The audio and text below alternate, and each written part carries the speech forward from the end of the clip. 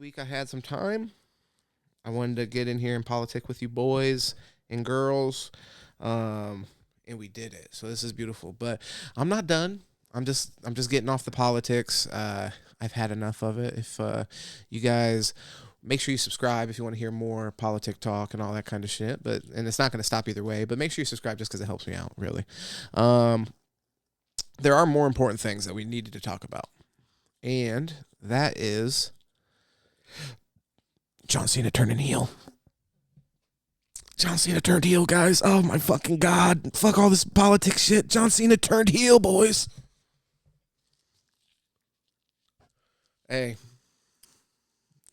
John Cena turned motherfucking heel. This was wild. So this was at the Elimination Chamber. If y'all don't know, I do get in on some wrestling. Growing up, I was a huge wrestling fan. Over the past couple of years, I've been getting into it a little bit more, and I've been watching it way more now that's been on Netflix. It's just more accessible. I'm a cable cutter, so I wasn't able to watch all the wrestling over the few years, and I have kids, so now I'm like trying to force them to enjoy it, even though they're like, this is fucking stupid, Dad, turn it off. I'll get them, though. But yeah, John Cena turned heel. Elimination Chamber. We had Cody Rhodes, who, if you know, you've seen me talk on this channel before. I'm not a big Cody Rhodes fan. Growing up, my favorite wrestler was, I had a few at different times, but Randy Orton was one of them. My fucking dog, Randy Orton, who also returned at Elimination Chamber and went out there and handled business against Kevin Owens after Kevin Owens fucked up Sami Zayn. Which was a cool match, by the way. I'll give him that. I'm not a big Kevin Owens fan. You know, he kind of makes me cringe a little bit. He just seems like a total fucking dickhead. And not like a fun kind of asshole. Like, Randy Orton's a little bit more fun.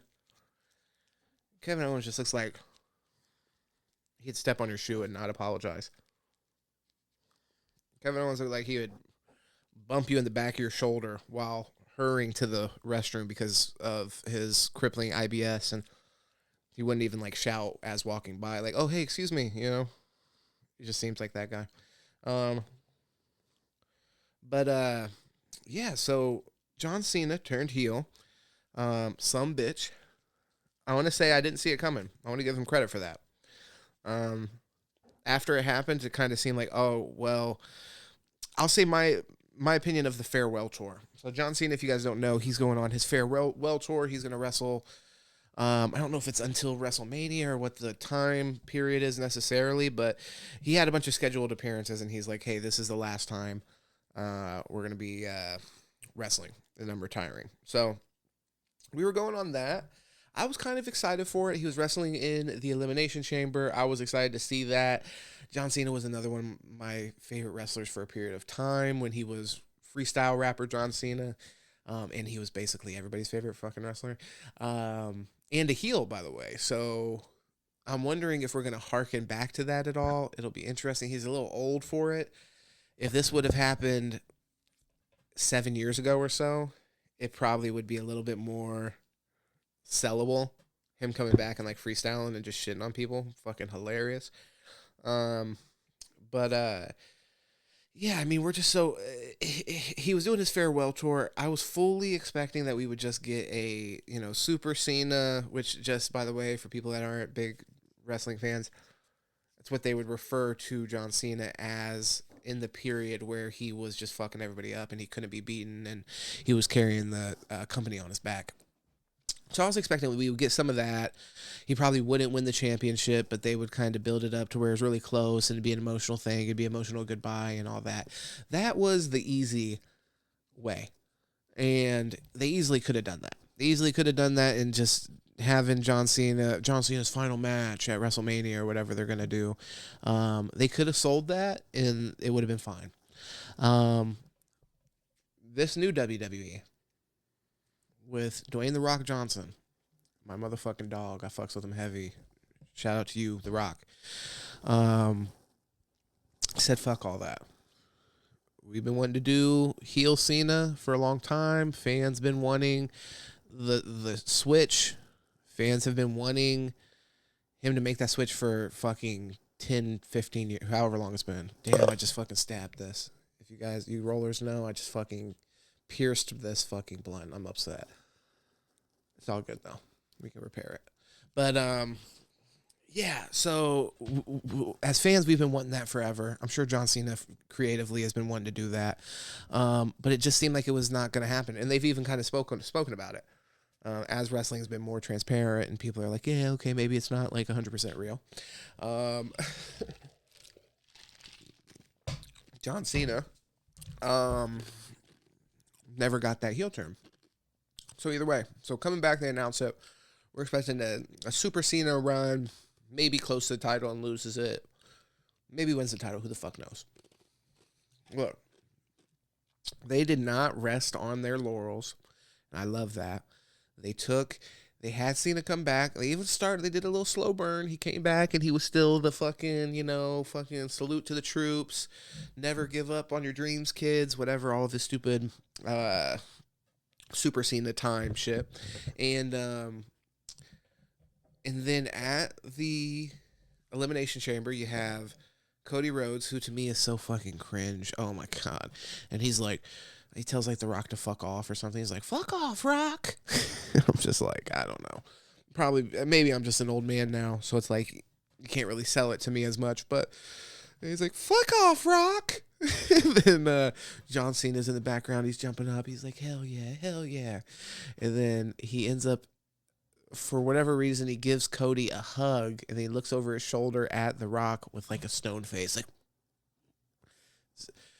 John Cena being funny is kind of just odd because he's wearing jean shorts and usually like some colorful armband around his arm. So it's just like his character is kind of cartoony in a way. So whenever he does something that's like, I'm serious now, it's like, oh, well, all right, you have jean shorts on, bud. Just a reminder before you start to get serious, you have jean shorts on. And I wonder if they're gonna do any kind of makeover of his character for this run. I'm intrigued to see that. Tomorrow, Friday night, SmackDown, he might be there. I was disappointed he didn't come out on Raw, but I guess I get it because Cody Rhodes is the champion on SmackDown, so that's probably why. But who gives a fuck? Raw's the bigger show, I think. And it's on Netflix, and I can fucking watch it easily, so come on. But it's great that wrestling has people even feeling like this. We're like, oh, I gotta tune in to see what the fuck John Cena said about his turn. But yeah, so I think that it was actually a brave, creative decision, a little inspired. It was cool to see that they're not going to just have us watch a movie that we already know how it's going to go. I mean, John Cena could beat Cody Rhodes, legitimately. As a heel now, they might go the way, with what they did with... I know The Rock was part of the corporation or whatever the fuck back in the day. I think Stone Cold Steve Austin was too. I don't remember if Stone Cold was a champion while he was with the corporate faction. But if they're going to do something like that, I'm all for that, bro. The factions are underrated. The factions are honestly what used to make all of us love wrestling. Like, Randy Orton was my favorite wrestler because he was in Evolution. I liked Evolution. Evolution was cool as fuck.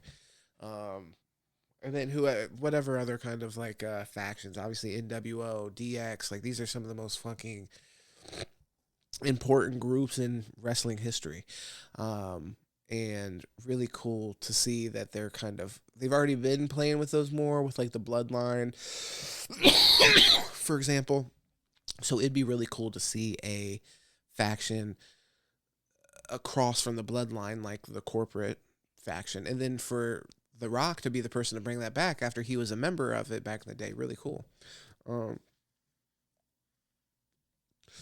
And also John Cena potentially being the corporate champion. And when John Cena came out for WrestleMania or whatever it was, and he was running and it looked like he shit his pants, I was kind of roasting that a little bit. And I was like, hey, John Cena is not the same John Cena he was back in the day. it just doesn't look as smooth, you know. Back in the day when he did his whole like move set where he would lift people up, do the little spinny thing, and fucking do the five knuckle shuffle, that shit always was very smooth. Now he kind of always looks like he perpetually has to shit his pants. Um, so I wouldn't have bought it if you would have just went straight forward with the Cena Super Cena storyline. But now that you've worked in the corporate angle, now I could see a scenario where, hey, the corporate powers that be, like we were talking about earlier with corporations, they're motherfuckers. Especially when your fucking boss is The Rock and he comes out there with fucking Travis Scott and fucking whips you with a belt that says fucking Cody Soul on it. Um, so just all that is the theatrics are there. You know, the storytelling's there. The match work, I think John Cena needs a little bit of help, but I think this will actually help him because it'll cover up some of his deficiencies as a performer, and you'll be able to work in these, you know, like dirty wins for him where he'll win because he fucked over, uh, like the bloodline rule shit where it's like all the cards are stacked in his favor, so therefore he ends up winning. Not because he's a better wrestler at this point in his career, because he's not. He, like I said, he looks fucking insane out there running around with fucking and he's fucking balding. Like, no disrespect to my people out there that have went bald or going bald, respect to you, but obviously on camera it's not like the best look to have a fucking bald spot that you're combing over. So there are issues.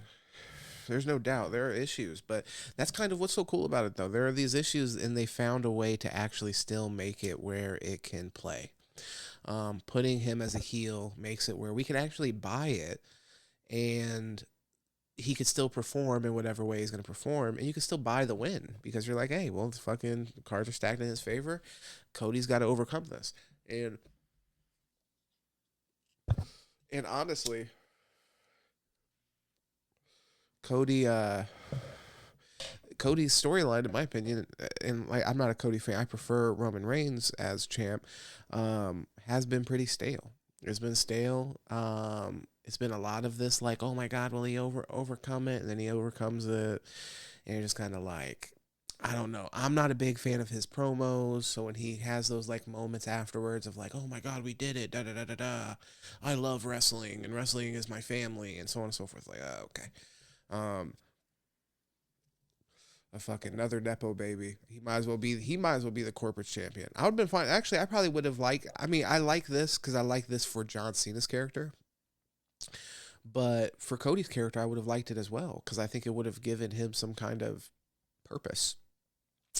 Right now, his purpose is just like I'm just the golden boy. I'm just such a good guy, and I'm such a honest, and you know all this kind of shit. I'm just like, what is the character though? You know what I mean? Like, basically, your character is a good guy. You know, good guy, and then for some reason you're patriotic.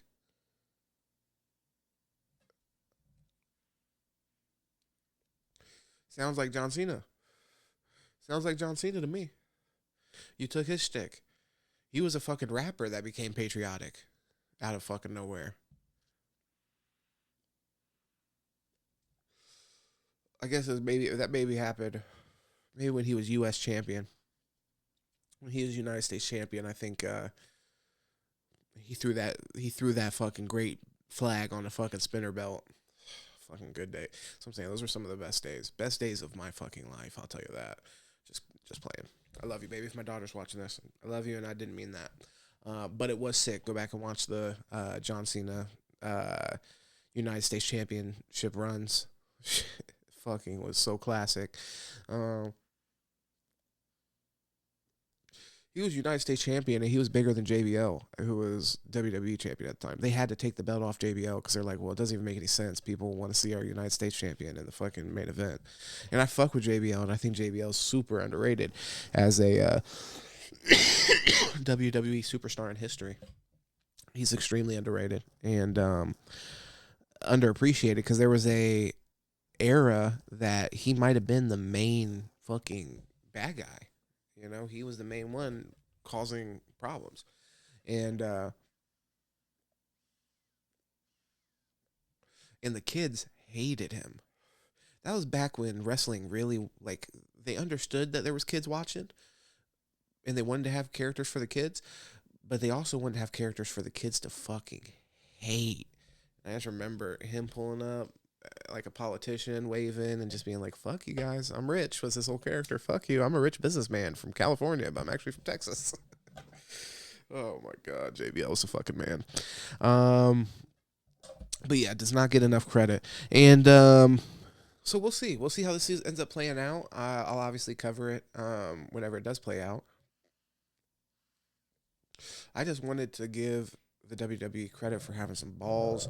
They could have just rested on their laurels. They could have just cashed in on the John Cena farewell merch, which they might still. I don't know exactly how that business works out, so maybe we'll still sell a shit ton of merch, maybe even more. But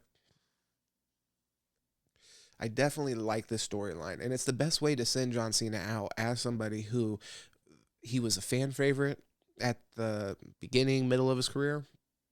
And then fans kind of turned against him because he, was the whole Super Cena thing, could never lose, and people were just kind of tired of it. So he would get the Cena sucks chance a lot, especially the older fans. He really represented the change to the PG era, and the older fans, rebuked him and was like, "Nah, this is not." This is not only for kids. They were mad. They're like, no, my son fucking loves this guy, but goddamn. My son's fucking in love with John Cena, has the fucking every sweatband that he's ever released, and here I am, and he's taking my fucking wrestling away. But we'll see. We'll see how that ends up playing out. I think I like the idea of John Cena getting it though, but only because I'm anti Cody Rhodes, honestly. So, but I do like that they had the balls to make this decision. This is a good way to see him out. But I kind of want to see a like genuine farewell tour for John Cena, but not for WrestleMania. That was one thing that I was already thinking at the time. WrestleMania comes first, the show comes first, the storyline comes first. I don't want to make WrestleMania about a fucking jerk off fest of John Cena and like, well, thank you so much, and here's a championship off of our fucking top guy, just so we can honor you or whatever the fuck. Like, no, get your ass in here. Let's do a fucking real story, and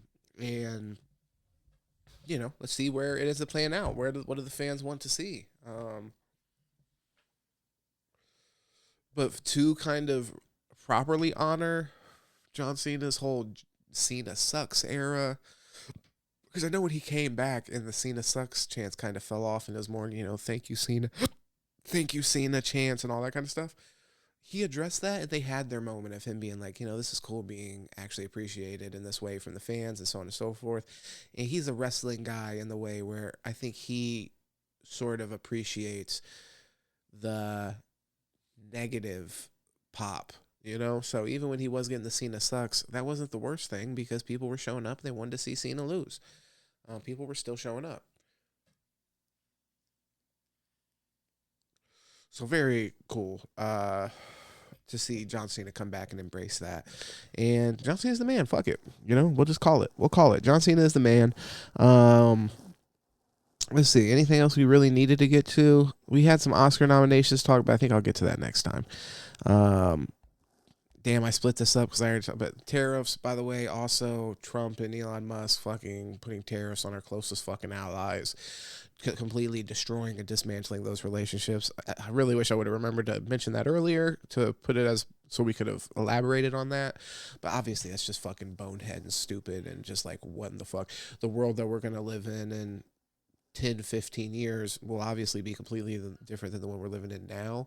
And to think that as America we could be at odds with our neighbors is concerning. And one of our biggest strengths has always been that, well, not always, because we have had issues that from time to time with Mexico and Canada, but obviously one of our biggest strengths have always been that the fact that we have a ocean dividing us in Europe and Africa and Asia and all of the geopolitical mess that they have there.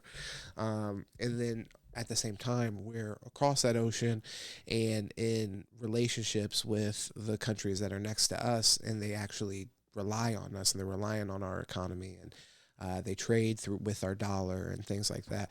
So those kind of things, we're leaving a door open for those to change and for those countries to reconsider how beneficial it is for them to be in this relationship with America, and how beneficial it is for the way that the relationship is currently constructed. So previously, if there was, any kind of like trade deficit, which there was, and things of that nature, I mean, part of that was having a sweet deal in place to really nurture those relationships to begin with, and really um, prevent them from looking outside of our own continent for support.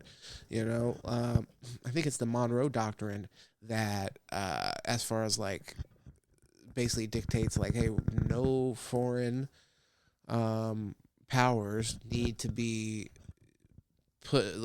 investing, or need to put bases or whatever in this hemisphere, on this side of the fucking globe. Just keep your shit over there. Let us handle our shit over here. And then, as long as, everywhere on our continent is either, and South America is either less developed or literally relying on the economy of America, well, then that puts us in a total power position. So I don't know why we would upset that apple cart and, open that door to where, those countries maybe aren't forced to go and explore those options, but it just may end up being a situation where that is, it's just not in their best interest to continue to do business as it currently stands. So we'll see. That's concerning to me, and just from a um, cost of living standpoint is also concerning, because the people that would be disproportionately affected by these kind of decisions obviously are the people in our class, and people that are making these kind of decisions would fulfill the effect of fucking eggs or milk being more expensive. Zero. So not even relevant. I'm sure they couldn't even tell you how much it costs now, because they probably don't even purchase it for themselves. That's pretty much it. So I appreciate you guys for tuning in. Make sure you like, share, subscribe, share this thing with anybody that wants to hear about politics, sports, music. We get into all of it on this channel, but definitely politics all the time, and sports all the time, really consistent. So appreciate you guys for tuning in, showing some love. Subscribe, so we can get this thing to grow. Coming off of a couple months where we haven't been making as much content, there was a period where we were having a real hard time getting the content out to a wider audience. That's why initially I kind of took a break, was because of that, just to test it out. And I want to say, Think Media and also fucking Australian guy that I was watching at the time that I took a break, and we're saying that fucking shadow banning wasn't a thing. I want to personally say fuck you, and you guys don't know what you're talking about. And that's couldn't be more obvious than the kind of experiment that we played out with it, where we took a break, we came back, and then things were much more regular and normal. So I do want to try to find time to be more consistent here, because I think we could get back to kind of making content to the point that we were previously. So make sure you hit the bell so you know when we do drop again, as we're kind of getting to a point to where we're being more regular with it. And like I said, share it and subscribe, and much love. Enjoy the rest of your week.